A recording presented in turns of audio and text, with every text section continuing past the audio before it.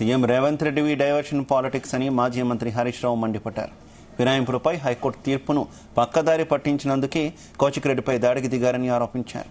రాష్ట్రంలో శాంతి భద్రతలు ఉన్నాయా అని ప్రశ్నించారు. కౌశిక్ రెడ్డి ఇంటిపై రాళ్ల దాడి చేసిన వారికి రాచ మర్యాదలు చేశారని ఆరోపించారు. దాడి చేసిన వారిపై ఫిర్యాదు చేయడానికి వెళితే తమను అరెస్ట్ చేశారని మండిపడ్డారు. కౌశిక్ రెడ్డిపై దాడి జరిగినప్పుడు డీజీపీ ఎందుకు స్పందించలేదన్నారు. అరకపూడి గాంధీని గురువారమే హౌస్ అరెస్ట్ చేసి ఉంటే కౌశిక్ రెడ్డిపై దాడి జరిగేది కాదన్నారు.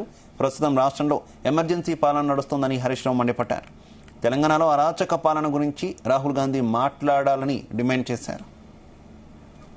8 పోలీస్ స్టేషన్లు దాటించి మా కౌశిక్ రెడ్డి గారి ఇంటి వరకు తెచ్చి దాడి చేయించారే, మరి నిన్న ఏమైంది మీ లా అండ్ ఆర్డర్ అని అడుగుతా ఉన్నా.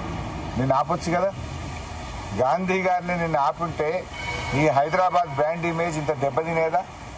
కూకట్పల్లి నుంచి 2 గంటలు ప్రయాణం చేసి 8 పోలీస్ స్టేషన్లు దాటి కౌశిక్ రెడ్డి గారు ఉండే గేటెడ్ కమ్యూనిటీ వరకు కూడా తీసుకొచ్చి ఇంటి లోపలికి పంపించి దాడి చేయించారు కదా. మరి నిన్న ఏమైంది డీజీపీ గారు? మీరెందుకు నిన్న యాక్ట్ చేయలేదు డీజీపీ గారు అని నేను అడుగుతా ఉన్నా. నిన్న నిజంగా నువ్వు యాక్ట్ చేసి ఉంటే ఈ పరిస్థితులు వచ్చేదా రాష్ట్రంలో? దీనికి కారణం రాష్ట్ర ముఖ్యమంత్రిది, ఇది డీజీపీ గారిది కాదా అని నేను అడుగుతా ఉన్నా. చేయాల్సిందంతా చేసి ఇప్పుడేందో సన్నాయి నొక్కులు నొక్కుతున్నారు. ముఖ్యమంత్రి దిక్కు, డీజీపీ దిక్కు. ఇంకేందో రివ్యూ చేస్తారట ఇవాళ మధ్యాహ్నం. ఏం రివ్యూ చేస్తావు? ఇంకా సూటికి ఎట్లా కొట్టాలి, ఇంకెవరిని కొట్టాలి, ఎవరెవరి మీద దాడులు చేయాలని చేస్తావా? అసలు ఉందా ఈ రాష్ట్రంలో లా అండ్ ఆర్డర్ ఉందా? ఖమ్మం పోతే మా మీద రాళ్ల దాడి చేస్తే, ఎమ్మెల్యేల మీద రాళ్ల దాడి చేస్తే 10 రోజులైనా ఎఫ్ఐఆర్ ఇష్యూ కాలేదు. 10 రోజులైనా ఆ గుండాలను ఇంతవరకు అరెస్ట్ చేయలేదు.